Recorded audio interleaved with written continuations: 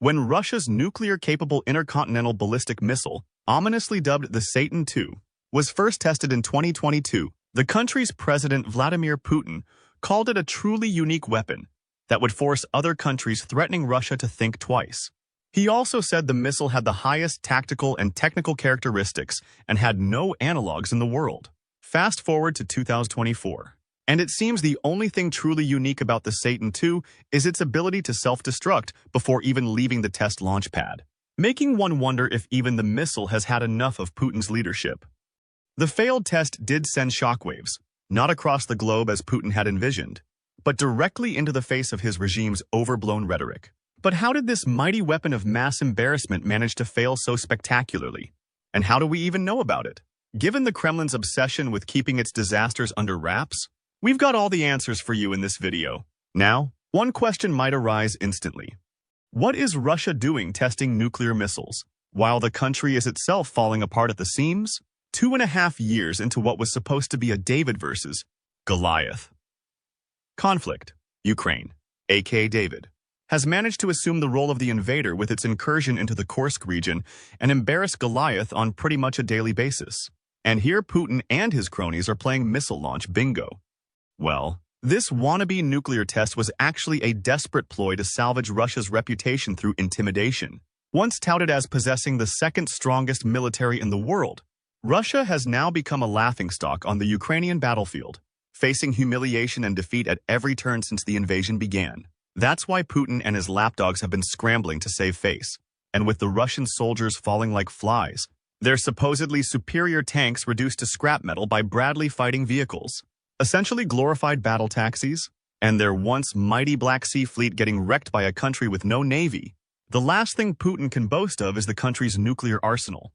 And boy, did he take his last-ditch effort seriously. First, Putin announced that Russia would suspend its participation in the nuclear arms pact called the New START Treaty. Back in February 2023, this pact, the last remaining arms control pact involving both Russia and the US, was designed to limit the number of nuclear warheads each country could possess.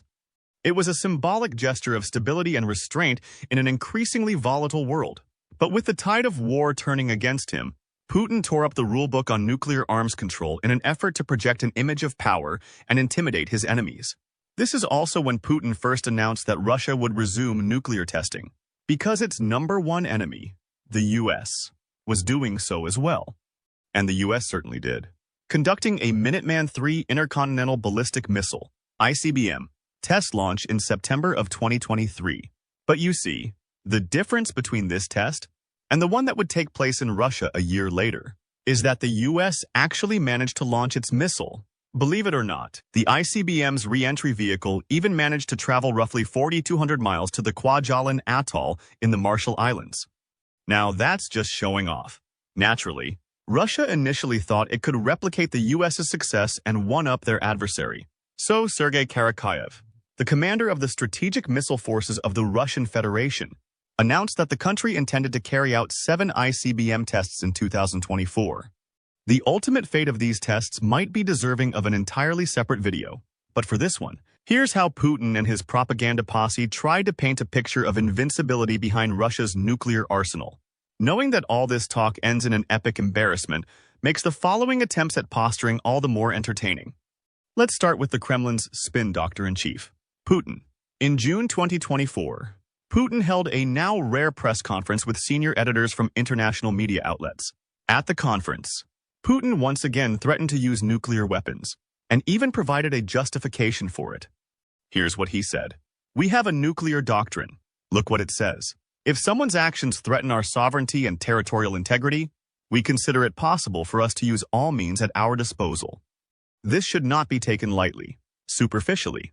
In September 2022, Putin boldly declared that he was not bluffing. So it seems that he has traded his bravado for a more cautious tone.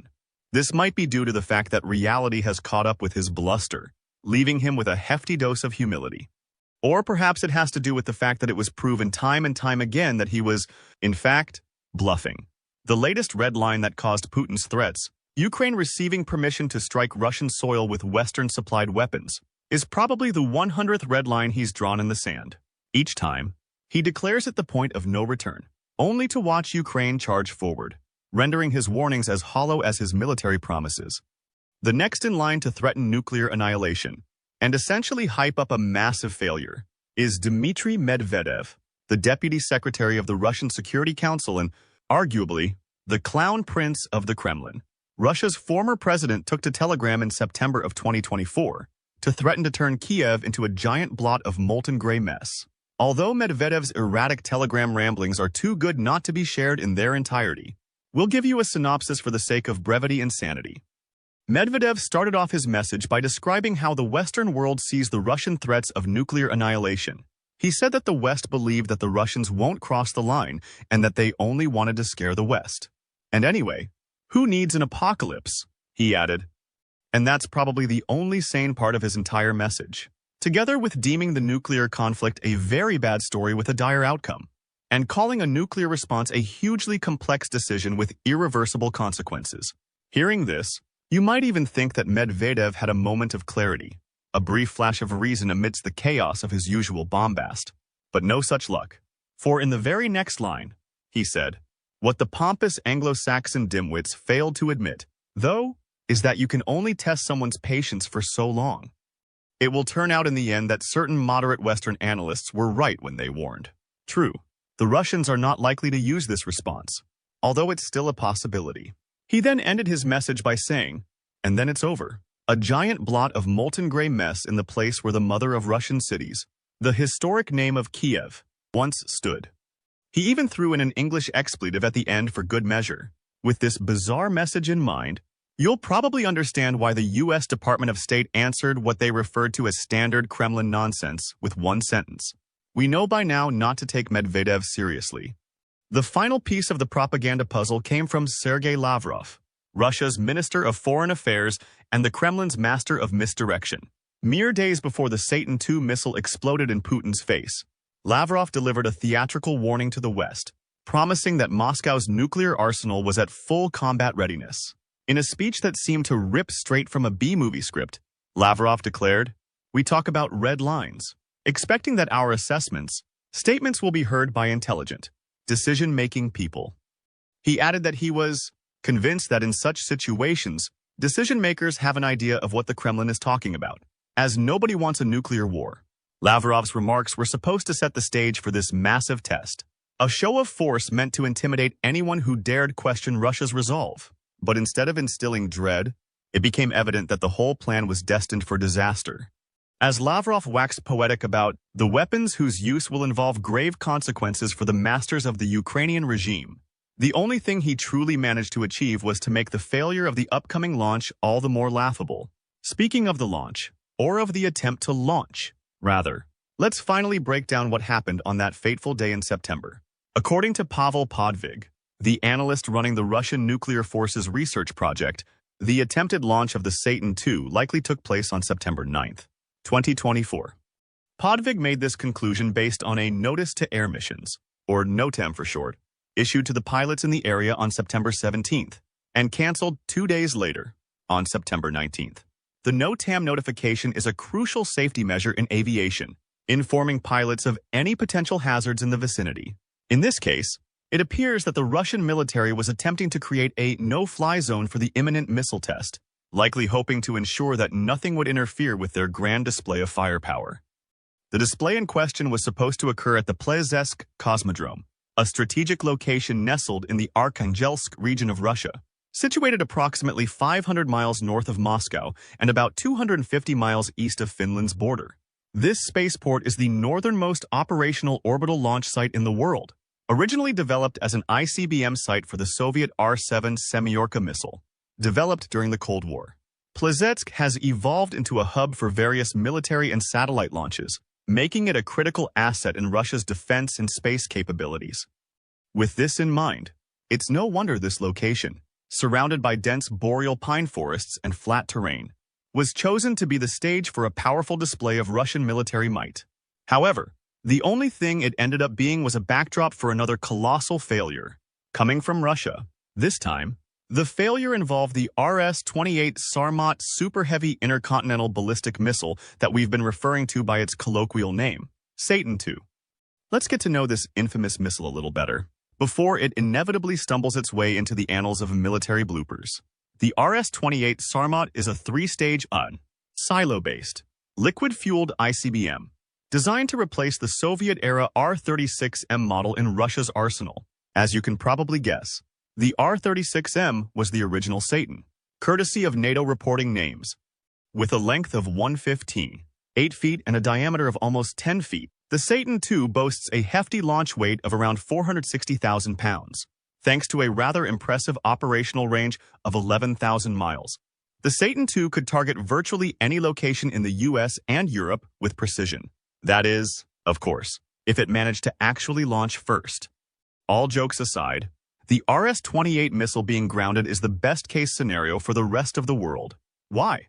Because the missile can carry up to 10 tons of payload. The sheer amount of payload translates to a variety of warhead options, including hypersonic glide vehicles, multiple independently targetable re-entry vehicles, and, of course, nuclear warheads. In total, the Sarmat can reportedly carry up to 10 large warheads and 16 smaller ones. This menacing versatility and impressive capacity is what makes the RS-28 a significant component of Russia's strategic deterrent capability. It was one of 6 Russian strategic weapons unveiled by Putin in 2018, with a promise to bolster Russia's military might in an increasingly tense global landscape. So, for now, we know that the Satan II was introduced in 2018 and first tested in 2022. This means that we aren't talking about some old Soviet-era weapon that was doomed to fail due to sheer age and questionable engineering. No, this is supposed to be a cutting-edge missile that's fresh off the assembly line. And yet, on September 19th, instead of roaring through the skies, the Satan II dramatically, unequivocally, and embarrassingly stayed put. In other words, the supposed ICBM test failed before it even began. Here are all the details we know. According to Podvig, the Sarmat likely exploded while being defueled, leaving a massive crater in the ground. Reports of the incident first emerged on social media, notably from the open-source analyst active on X, formerly Twitter, under the handle @ManMeyerC1. The analyst in question noted that the missile detonated in the silo, essentially obliterating the surrounding launch site. This was later confirmed by multiple major news outlets. Now, you might wonder, how can a missile wreak such havoc before even taking off? The answer lies in Sarmat's capabilities, which we've already discussed in this video. For a missile to be able to reach distances of up to 11,000 miles, it has to pack a lot of fuel. Of course, all this fuel creates more than enough explosive potential on board the missile. Simply put, when things went awry, the fuel did what fuel does when ignited. It exploded. Now, this answer might surprise you, as we've been referring to the Satan II as a nuclear missile. However, while this missile is certainly nuclear capable, it's important to note that it wasn't loaded with any nuclear warheads during this catastrophic test. What's more, the mere fact that this was indeed a test tells us that the missile was not carrying any real warheads, just dummy warheads used for data-taking purposes. But how do we know the Sarmats didn't take off and merely exploded close to the ground? There are 2 key reasons. Number 1. The destruction surrounding the missile silo indicates a failure shortly after ignition. According to Timothy Wright, from the International Institute for Strategic Studies, this indicates that the first stage of the missile either failed to ignite properly or suffered a catastrophic mechanical failure, causing it to fall back into the silo and explode. Number 2. During typical missile tests, NATO's Cobra Ball reconnaissance aircraft is always deployed to monitor the launch. However, the absence of this aircraft during the final stages of the test suggests that the missile never left the ground. The silence from these keen-eyed watchers speaks volumes. If they're not up in the air, you can bet there's nothing worth watching. It seems that much like its Supreme Commander Putin, the Satan II is all talk and no action. But wait a second. How do we even know about this failure in the first place? It's not like Russia would eagerly broadcast such a colossal blunder. That's where open-source intelligence saves the day. Thanks to satellite imagery analyzed by experts, we've got a front-row seat to the carnage. The analysts we mentioned just now, @ManMeyerC1, first shared satellite imagery provided by Planet Labs, a US-based Earth imaging company. The image in question, captured on September 21st, 2024, at 6:50 a.m. Coordinated Universal Time, offers an undeniable glimpse of the destruction. When compared to earlier satellite images from July 10th of the same location, It's abundantly clear that something went disastrously wrong. What was once a pristine launch site has now been reduced to a crater-strewn mess. The stark contrast between the before and after image, as well as the 200-foot-wide crater, leaves little doubt. This was a failed test, and a spectacular one at that. But here's the kicker. Anyone who knows the testing history of the RS-28 Sarmat missile won't be surprised by this outcome. How so? Remember the first test of this missile we mentioned at the beginning? The one in 2022? Well, that's also the only successful test flight it ever had. Since then, which was April of 2022, it was one failure after another. Take February 2023. Just 2 days before President Joe Biden's visit to Kiev, Russia tried to flex its muscles by testing Sarmat again. But instead of a triumphant show of power, the test was a complete flop. According to the Russian independent news outlet Sirena, the Sarmat fell shortly after taking off with virtually no explanation. U.S.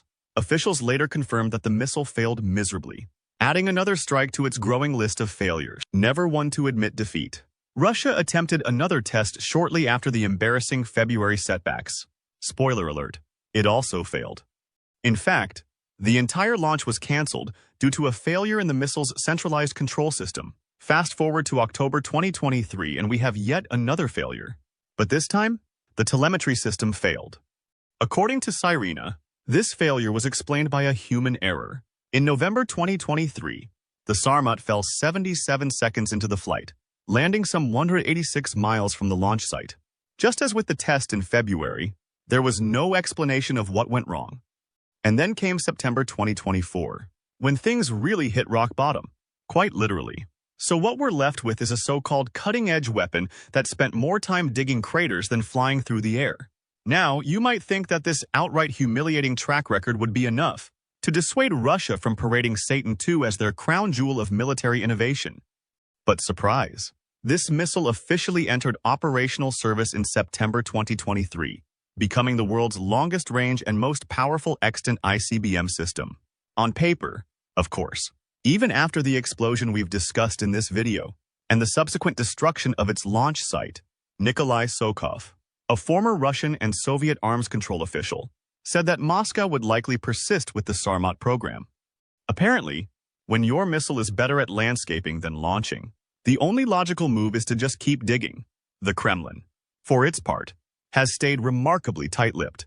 When questioned about the alleged explosion, Kremlin spokesperson Dmitry Peskov dodged the issue entirely, stating, "We do not have any information on this matter." In classic fashion, they passed the buck to the Russian Ministry of Defense, which, unsurprisingly, offered no comment either.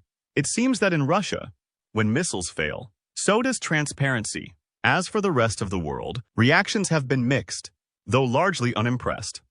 Tom Caraco, the director of the Center for Strategic and International Studies Missile Defense Project, dismissed the latest Sarmat test as mere nuclear saber-rattling. He pointed out that while the U.S. is working to modernize its own nuclear forces, which are relatively older, Russia has been throwing considerable efforts into projects like the Sarmat. And yet despite all that effort, the Sarmat's recent track record suggests it's more of a paper tiger than a fearsome beast. Worst of all, the Sarmat failures are far from the only unsuccessful tests of nuclear weaponry in Russia.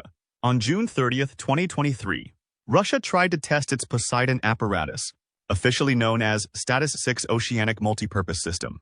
This was one of the 6 strategic weapons Putin announced in 2018, together with the RS-28 Sarmat. The Poseidon is an underwater nuclear-capable torpedo designed to hit coastal areas, ships, and naval bases. When tested in June, this torpedo was reportedly thrown off the silo, after which it sank. The reason behind this failure was a faulty sensor, which prevented the reactor from starting. Surprisingly, this fiasco seems to have rattled Russia a bit since the next launch, scheduled for late October or early November, was postponed, and no other tests have been reported since. Another wildly unsuccessful test took place on October 25, 2023. When Putin himself was supposed to oversee a series of so-called presidential launches. While the Kremlin claimed everything went off without a hitch, Sirena reported that the RS-24 Yars missile fell during the second phase of its flight, while the RS-M56 Bulava missile was cancelled at the last moment. The former weapon is a thermonuclear-armed intercontinental ballistic missile with a range of roughly 6,525 miles and the ability to carry multiple, independently targetable re-entry vehicles. The latter is a submarine-launched ballistic missile developed for Russia's Borai-class nuclear submarines. This missile has a range of around 5,150 miles and can also carry multiple warheads. But what does the Russian president think about the failure of his launches and all the other failures we've mentioned in the video? Well, for Putin, it's business as usual. Threats, propaganda, and some well-crafted deflection. At the moment, he's laser-focused on preventing the United Kingdom from allowing Ukraine to use British-made Storm Shadow long-range missiles against Russian targets. He previously failed to do the same with the US, which supplied Ukraine with longer-range ATACMS, Army Tactical Missile System missiles, and allowed its armed forces to use these missiles to strike Russian soil. On September 25th, mere days after the catastrophic nuclear missile explosion on the same soil, Putin issued yet another warning to the West. During a meeting of Russia's Security Council, Putin revealed that the Kremlin was updating its nuclear doctrine in response to what he described as a rapidly changing global landscape filled with new threats and risks. A significant aspect of this updated doctrine is the stipulation that any aggression against Russia by a non-nuclear state, particularly if supported by a nuclear power, would be viewed as a joint attack on Russia. This broadens the scope of perceived threats and escalates the potential for nuclear engagement. Putin articulated specific conditions under which Russia might transition to nuclear weapon use, particularly in the event of a large-scale assault involving missiles, aircraft, or drones. He emphasized that the use of nuclear weapons could also be warranted if Russia or its ally Belarus faced conventional aggression. These remarks signify a significant shift in Moscow's nuclear posture, allowing for a wider interpretation of when nuclear weapons could be deemed necessary. It's obvious that Putin will do as much mental gymnastics as necessary to try and justify his increasingly aggressive stance. Just days before the latest Sarmat missile disaster, Putin held a press conference that can only be described as a masterclass in the art of deflection. With a straight face, he spun a tale about why the potential use of Western-supplied long-range weapons against Russian territory was just too much to bear. It seems that in Putin's world, the Ukrainian army is utterly incapable of operating high-tech weapons without NATO's hand-holding. In his classic style, he claimed that only NATO military personnel can assign flight missions, implying that the only way these long-range weapons were being used in Ukraine is through direct NATO involvement. Putin went on to declare that any NATO involvement in the conflict would be tantamount to a declaration of war against Russia. He argued, if this decision, to use long-range weapons, is made, it will mean nothing short of direct involvement. And NATO's direct involvement in Ukraine is an act of war, according to Putin. His exact words were, "This will mean that NATO countries, the United States and European countries, are at war with Russia. And if this is the case, then, bearing in mind the change in the essence of the conflict, we will make appropriate decisions in response to the threats that will be posed to us." But let's be honest here. This whole speech is just a thinly veiled attempt to shield himself from the mounting pressure of military failures on the ground.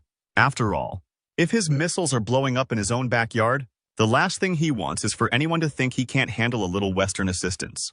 But what do you think about Putin's claims regarding Ukraine's ability to use Western weapons without direct NATO assistance? Is he justified in his concerns in any way? And to bring you back to the topic of the video, what do you think the recent Sarmat missile failure reveals about Russia's military capabilities, and how it will affect Russia's nuclear strategy going forward? And lastly, and maybe most importantly, how much humiliation can one president take before he considers a new career path? Leave your guesses in the comments section below.